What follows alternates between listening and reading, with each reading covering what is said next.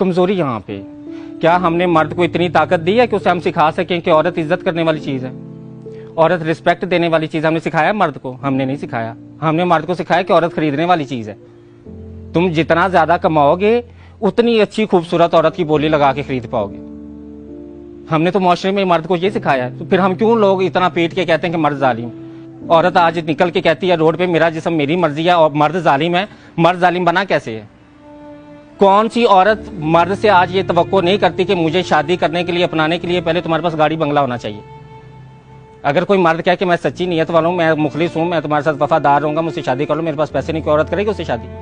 उस औरत को हक है फिर ये कहने का कि भाई मर्द जालिम है? औरत खुद जालिम है। औरत ने मर्द पे जुल्म किया हुआ है और वो इस जुल्म को मानती नहीं। मर्द इतना ज्यादा मर्द मजबूर हो गया कि अब तो हमें ये सुनने को मिलता है कि अब तो ज्यादातर खुसरे जो होते हैं ना वो नकली आ गए, वो तो कुछ लड़के खुसरे बने हैं। हम डूब के नहीं मरते ये बात करते, वो कैसे नकली खुसरे बने हैं? मुआशरे का इतना बड़ा तबका नकली खुसरे बन रहा है, उसे कौन रोकने वाला है? कोई नहीं, क्यों नहीं उसकी कोई जड़ ढूंढ रहा कि भैया कहां से बनना शुरू हो गए? हमने मर्द को मर्द रहने नहीं दिया। हमने मर्द को सिखाया कि तुम तमाशबीन हो, तुमने पैदा होना है तो तुमने औरत को या बेचना है या खरीदना है। बहन बेचनी है और बीवी खरीदनी है, उसके लिए तुम्हें पैसे चाहिए बहुत ज्यादा। जितने ज्यादा पैसे होंगे उतना अच्छा माल तुम खरीद सकोगे। ये सिखाने के बाद फिर मर्द से हम किस चीज की तवक्को कर रहे हैं कि वो अच्छा मर्द बन के रहे सोसाइटी में? वो अच्छा मर्द नहीं बनेगा, वो इससे भी मजीद जालिम बनेगा। पाकिस्तान में 100 में से 60% नौजवान नस्ल है, उस नौजवान नस्ल में से 50% स्कूलों में नहीं है। तो जो 50% स्कूलों में नहीं है उनके पास एंड्रॉयड मोबाइल तो है, तो वो एंड्रॉयड मोबाइल पे क्या देखते हैं? वो एंड्रॉयड मोबाइल पे क्या कुरान और हदीस की तालीम सुन रहे हैं? क्या वो मोबाइल पे मुल्क को कैसे तरक्की की राह पे गामजन करना है वो नौजवान नस्ल ये सीख रही है जो स्कूलों में नहीं है? वो गंदी फिल्में देख रही है, जिनसी फिल्में जिनको सुनते भी हम शर्मा रहे हैं, जिनका नाम सुनते हैं मैं कहते हैं कि सारा जान देखता रहे लेकिन हम बात ना करें। ऐसे ऐसे हम मुंह छुपाते हैं एक दूसरे से। क्यों?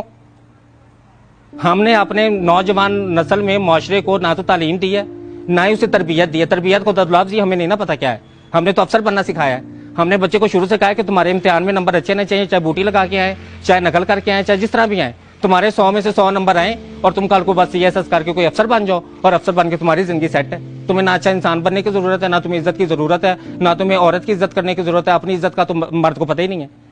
मर्द ने तो अपनी इज्जत पे कभी सवाल ही नहीं उठाया कि नहीं यार मेरी भी इज्जत। हजरत यूसुफ का किस्सा सुनाती हूँ आप। जुलेखा ने रोका, जिनसी अमल के लिए झिपटी।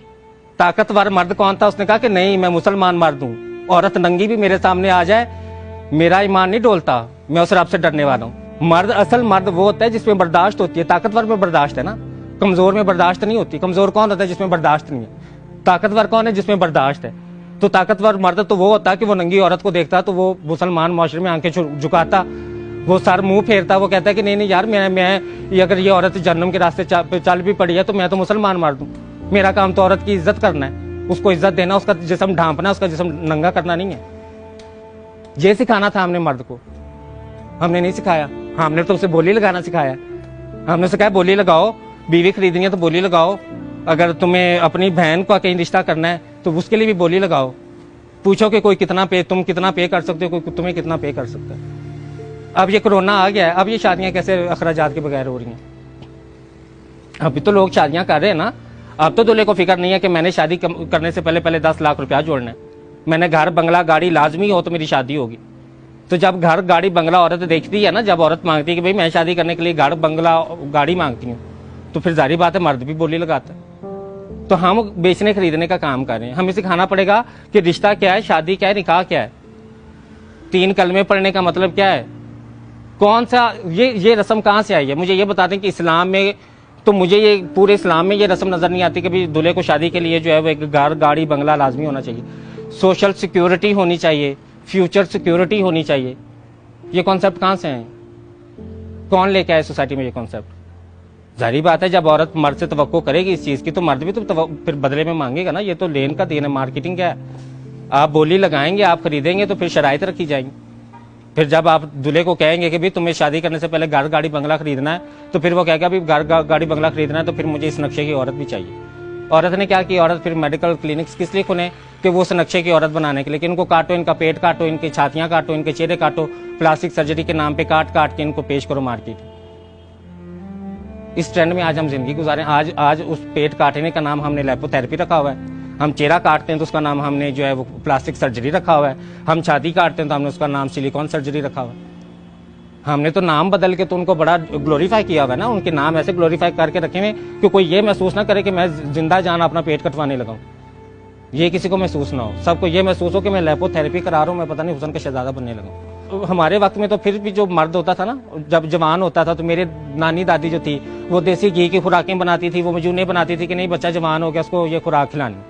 आजकल बच्चे क्या कर रहे हैं, आजकल जो स्टीरॉयड का टीका है, जहर है, वो जिस्म में लगा रहे हैं। जवान बच्चा, ना उनकी ज़हनी हालत ठीक रही ना उनकी जिनसी हालत ठीक रही। और बच्चे पैदा करने का मतलब ये कतई नहीं है कि आप जिनसी तौर पे मजबूत और ताकतवर हैं। बच्चे पैदा होते हैं अल्लाह के अमर से। अगर आप औरत को जिनसी तस्कीन दे रहे हैं तो फिर आप ताकतवर मर्द हैं जिसको मर्दाना कमजोरी नहीं है। और अगर आप औरत को जिनसी तस्कीन नहीं दे रहे और औरत बगावत पे उतर आई और वो रोड पे कहती है कि मेरा जिस्म मेरी मर्जी, मुझे तुमसे तस्कीन नहीं मिलती, अब मेरा जिस्म है, मैं जिसम मर्जी तस्कीन लूं, तो वो उस मर्दाना कमजोरी का इलाज जो है ना वो खुराक से और ज़हनी सुकून से हो। जब तक मर्द के ज़हन में ज़हनी सुकून नहीं डाला जाएगा, जब तक उसके ऊपर से ये जिम्मेदारियां और बोझ नहीं हटाए जाएंगे, तब तक ये चीज़ें नहीं ठीक होंगी।